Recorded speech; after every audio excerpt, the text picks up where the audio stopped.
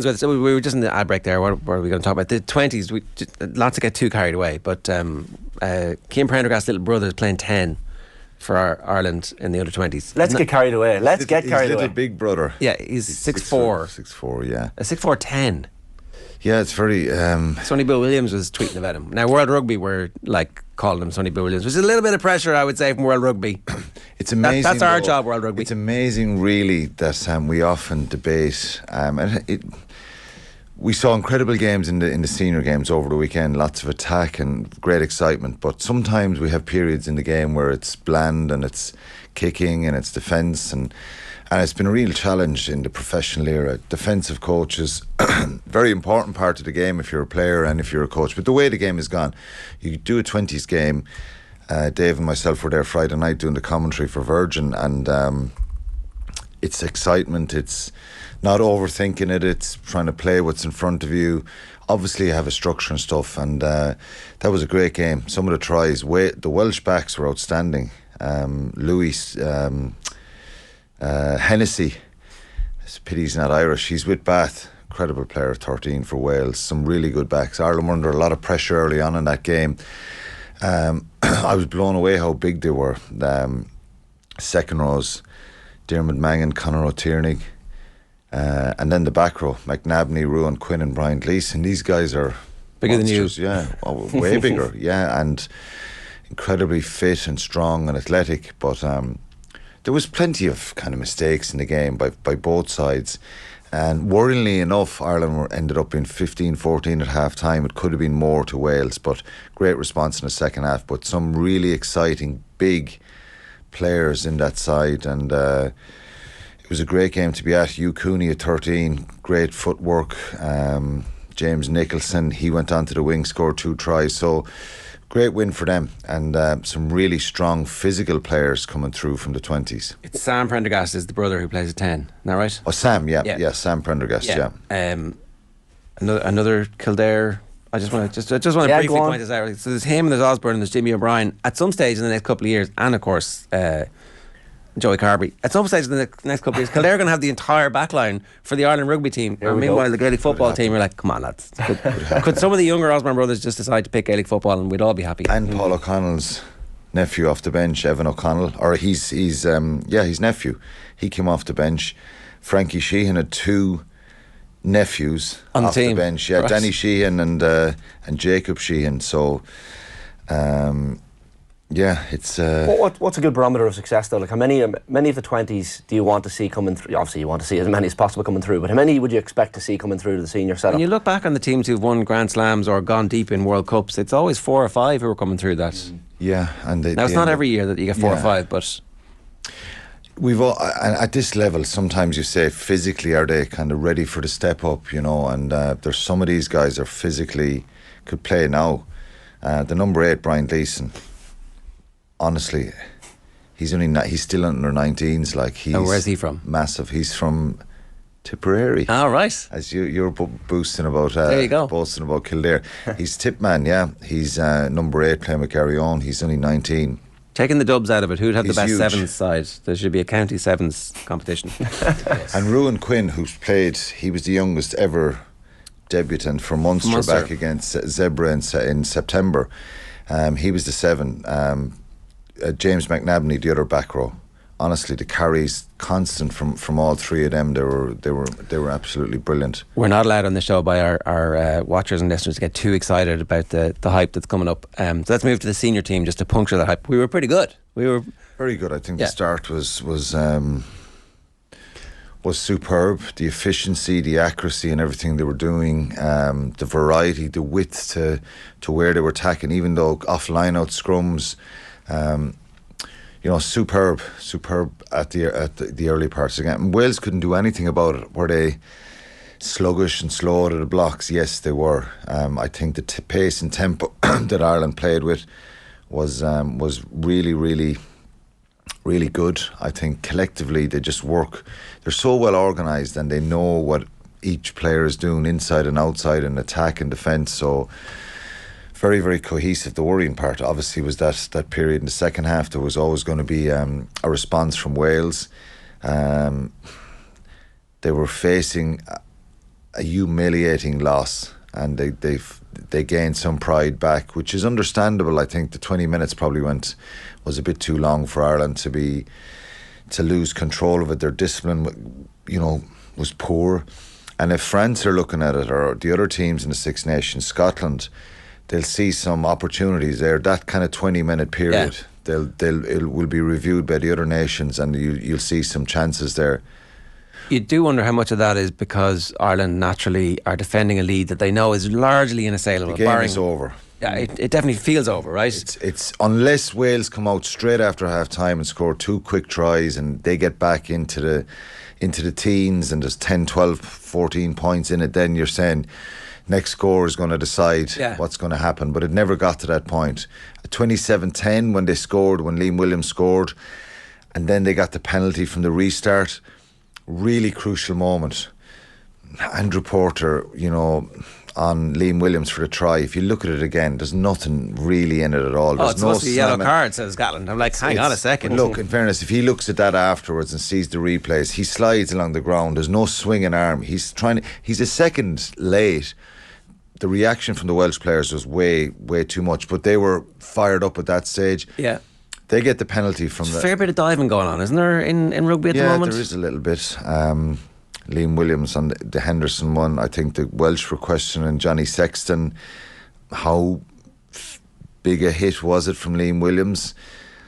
I thought a penalty was enough, to be honest. And that's, at the time, I think I said it in commentary, I think, letter of the law, it's the yellow is there, but I think it's a harsh one. I think it's, even though it's top of the shoulder, top of the arm, but from that restart, that penalty that they got after Liam Williams tried, they kicked down to the 22 and crooked line out. That was the time, win the line out, creep another 3 points maybe out of it, get a penalty kick, Yeah. Suddenly the crowd are really, really winding up, whereas crooked throw scrum Ireland, they were able to get out again. Yeah. But the game management could have been a bit better at that period of time. What could we have done differently? Like when you say well, game look, it's easy in hindsight. On the run, they're backing what they're doing and they're trying to build phases. And I just thought some of the kicking could have been better. And tactically, we could have used James Lowe a little bit to get some distance in the kicks, not putting it up in the air.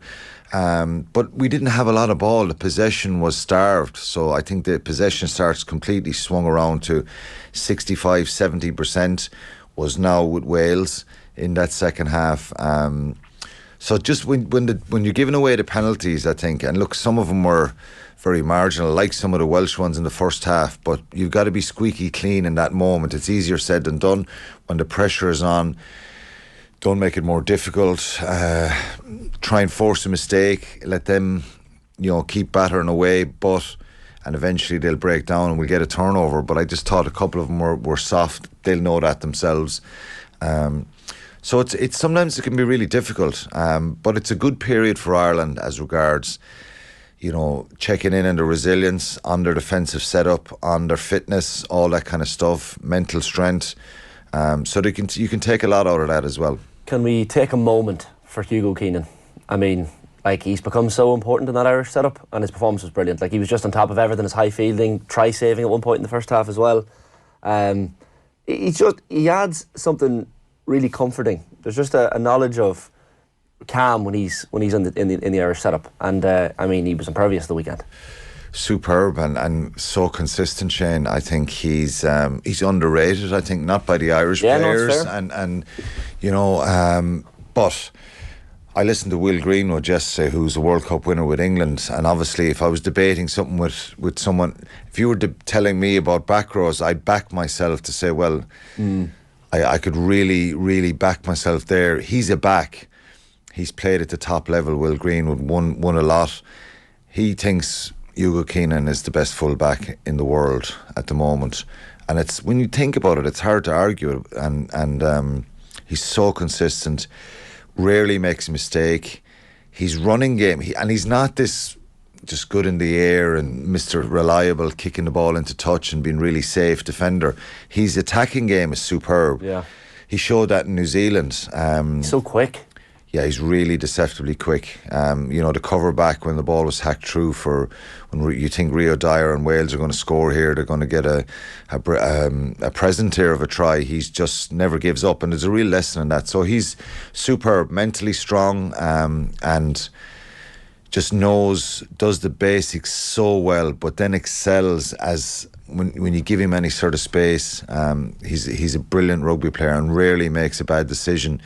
And it was a superb performance from him, as was what it was from many of the players. Look, Caelan Doris was, outstanding. James Ryan looks like he's really found his form again. Physically, he looks really strong in himself. In that first try that we scored, there's pictures doing the rounds of the. Yeah, it's a still shot. It's. You can see you can see actually in the live shot that there is it's a hand on the face, but I don't think anything's going to come of it because it's not. Very unlikely unless James Ryan has a problem with it and Ireland have a problem with it, but I think it's more in trying to reach out and grab the ball, and he was brilliant, James Ryan. I think the line-out steal, the try, the carries, the work rate, he just looks to have a real explosive spring. In a way. Yeah, he does, and look, he physically probably had a dip in form and was physically a bit battered and played so much rugby in the early parts of his career. He looks re-energised and really strong and physical in the contact areas. Finlay Bealham was a brilliant performance from him. He's going to get tested by Cyril Boy on Saturday in Dublin. It's a bit of a blow to Ireland that Furlong Gibson Park are not available. But it's a real test for him. I thought he stood up brilliantly and had a really big game. Dan Sheehan again and Van der Fleer, the carries, just it's freakish really, and they keep turning up time after time. They're so fit, it's unbelievable. Sheehan is getting to the point where we're going to be able to compare him with Keith Wood. Like I've got the ball in my hands, I'm going to try a little chip through, and there's just a bang of I don't know if Woody, with respect, and he'll probably admit this, could sidestep and swerve. Of course, Woody had a sidestep, yeah, of course. But Woody's carry, Sheehan just can run up to you and stop, and then just bounce to one side, and know you're about to tackle him, and he can kind of fend you a little bit and spin around, and then kind of pump the legs. He's close in contact and balance is really, really powerful. He's a big man. He's hard to stop. Now, to be fair, Keith Wood, running a line and his footballing ability was sensational, and Sheehan is getting a real reputation for himself. Everybody knows about him in World Rugby now, and he's, if you can get Kelleher, Sheehan, the two of them are world-class players on their day, and I think they have the ability to be world-class. I think Sheehan now, what we've seen the last year, is kind of nudging more and more there. Ronan Kelleher has been very unfortunate with injury, but he's got a number of months now. I think he's pretty close to being available as opposed to being longer term, so it's plenty of time for him to get back, and obviously so long as one of them is fit and playing will be grand. But obviously having them both there would be sensational. Yeah, it would. Yeah. I think it's really important. I think if you had the strength, Herring has done brilliantly for Ireland as well. So there's three of them there that have gives real depth in that position. I think so. There's a lot of positives after the weekend, but I think we need to just temper that with a little bit of how good were Wales. There has to be a reality check there and just speak about that, because and I don't mean it that disrespectfully.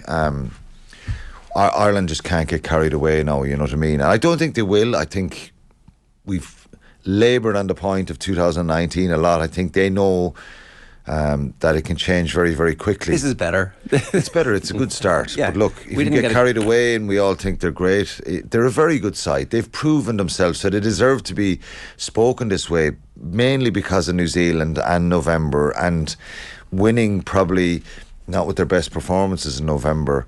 So they've been tested a lot, and that's what Andy Farrell wants. He wants them to be tested and challenged.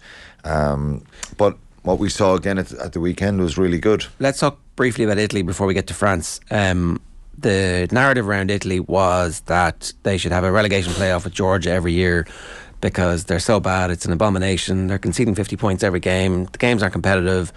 You can put out your second string and it doesn't really matter. And then like they were just a few bad decisions away from winning that game at the weekend. We'll see what happens next week. Of course, they were brilliant. They go to Twickenham now, and they will sense an opportunity here. I think before they beat Wales last year, they'd lost 36 games in the Six Nations, consecutive games. So it was a legitimate argument, Ger. Nobody wanted Italy. Well, I saw someone online yesterday saying, well, people wanted Italy thrown out of the Six Nations. Nobody wanted them thrown out. I think what they wanted was an opportunity for Georgia if they, with a playoff situation. The other unions didn't want that because for fear they get sucked if down. you had a bad year, a really bad year, you could end up Wales, Ireland, Scotland potentially in a playoff. Yeah. With with Georgia away in Tbilisi in a two-legged affair or something, and you could be out of the Six Nations. So that's understandable and changing it up. But there was an argument for it, and that argument still should always be there. That if there was a relegation scenario, would it make it more spice to it? Do you know what I mean? Italy were really good on Sunday, and I think they've shown that we've been waiting for this Italian kind of side. Yeah. I think they're brilliant to watch. I think they have a problem at halfback. Their halfback, scrum half and out half, didn't help them in that game. Well, the 10 couldn't kick the ball past the 22. Whenever they'd win possession, they'd snaffle something, and then he'd kick it straight back into touch inside their own 22. And you're like, just, maybe try and find a way of exiting. Yeah, I think Stephen Varney, the scrum half, made some mistakes as well. Maybe they'll be better in Twickenham. Garbisi wasn't playing, so it was Tommaso Allen, who's pretty experienced, I think, just with some of the control. But what about France, though? Like, I don't think we can take France's form from this game and say, ooh, France aren't playing really well at the moment, because France are stereotypically complacent when it comes to those games against Italy. Frequently, they'll play Italy. Can be, and when everything goes well and they start off and they start scoring some great tries, I think they were a little bit surprised at how competitive the Italians were. They couldn't put them away. Yeah. Early on, there was a chance maybe to score 3-4 tries and it's game over, and then they just throwing the ball around, they score some incredible tries. That didn't happen, so they again, deep down they'll think this was pretty scary for them, but they'll look at it and think it was a test for us. Our backs were to the wall, we weren't playing well, the discipline was really, really poor from them, and that they'll learn a lot from this. That's the thing on the discipline, Quinny, isn't it? Because you talk about taking the Wales game in context because of how bad Wales were, but if you take France at the weekend in context, conceding 18 penalties from a discipline perspective, that's not going to happen 2 weeks in a row. They're not going to be so ill disciplined. It's unlikely, but when you're under pressure, you don't know. So Italy put them under a lot of pressure, and a lot of them are split decisions. Some of them are silly ones, and we spoke about Wales's penalty count in the first half, Ireland's in the second half. It doesn't matter how disciplined you are. Sometimes you creak under pressure, and you jump the gun to try and. It's that hindmost foot scenario where you're trying to get off the line to stop. You're getting frustrated with the opposition. They have the ball for lots and lots of phases, and you're defending for a period of time. So if you hold on to the ball, any team holds on to the ball for a long period of time, you're possibly going to get rewarded. And but it's very difficult to see Wales or to see France being that sloppy again, even in their attack. I think the third try they got possibly shouldn't have been a try. I think Gregory Aldred is halfway up the ruck when the ref says the ball is out. Right. So they got a little bit fortunate there, but they'll be better in Dublin. Ireland are 4-point favourites for that, and we'll preview that game later on in the week. And I do want to just sound a slight warning note about Scotland, who for the third time in a row have beaten England. Yeah. They're no longer the kind of flaky Scotland that we just took for granted in the last World Cup. We won't be able to take them for granted in this World Cup or in this Six Nations either. You would never take them for granted on their day anyway, as regards. There was just a flakiness about them. We always thought that. Well, look, they've admitted that them themselves. If you see some of the inconsistencies in the performances over the years, they're unbelievably capable of stringing a performance together. causing you massive problems, making it really difficult, and winning a big game, and then the week after it's a letdown. Yeah. So 2 years ago they beat England in Twickenham to win the Calcutta Cup. Again, similar run of fixtures. The following week they played Wales in Murrayfield and they lost the game, and it derailed them. Ireland went there and beat them as well. France beat them. So they ended up starting the competition with unbelievable momentum, excitement. There's similar, obviously same run of fixtures, but they've got to beat Wales on Saturday. They've got to back it up. In depth now, it feels like that there's more experience. They've got a bit of steel about them as well. You know, their back row in Jamie Ritchie and Matt Fagerson. I think Fagerson is just 20 plus tackles at the weekend. Everybody talks about Richie Gray's hands for the last try for Duhan van der Merwe's. And watch it back. So Richie Gray puts it through the hands before the English player tackles him. Look, brilliant hands from the big second row. Fagerson gets the ball then with 20, 30 yards to go, and his first reaction and first movement is give it to Van der Merwe really quickly. I really, that jumped out at me because some players would just run 5-10 yards. No, I always had that in my head. The reason that this is a point for me is that I always thought, give it to the quickest fella, tracking the inside, he's going to get a leg tackle and you'll possibly be there for the inside pass. But what he did was, there's a lesson in that for anyone, for props or hookers or anybody. If you have a winger outside you and you've space in front of you, obviously there's cover coming across, just put it through the hands. Fagerson did that, so Van der Merwe gets it. He now has time to get up speed, and he stepped back inside and scored a brilliant try. The first one was superb as well. That was a brilliant team try. I presume you've seen the bit on Twitter where there's a nice little bite between the two out halves after the first try, where Finn Russell just is like telling not the out half, sorry, Owen Farrell, yeah, like Farrell just took it. Farrell had obviously absolutely emptied them in a tackle that was it, Jan. I think there might have been a little reminder back that, you know, what happened there, but England were blunt. So round one, there was some brilliant games. The three great games, I think. Obviously, if you're on the losing side, there weren't three great games, but it was a brilliant weekend, and you know, it'll be intriguing now to see who can kick on and really grab a bit of momentum. If Ireland were to beat France, you're wide open. Yeah, the slow-mo of the Van der Merwe try, I mean, that should be, when you walk into the World Rugby Museum at Twickenham, that should be just on the screens everywhere. I don't think it will be though. No, but the way he changed the ball from one hand and was able to fend Dombrandt as well was superb. But yeah, Scotland have a real chance now in this competition, because if they beat Wales next week, obviously in round 3 they're over in Paris, but they'll really feel good about themselves, and yeah, we've got to be worried about them in the World Cup. Like it's not a guaranteed, we're straight through to the quarterfinals to face. I've said it so many times, no matter what form Scotland have, when you go to that World Cup, it's going to be a really difficult game. Yeah, as it stands though, Six Nations, happy days.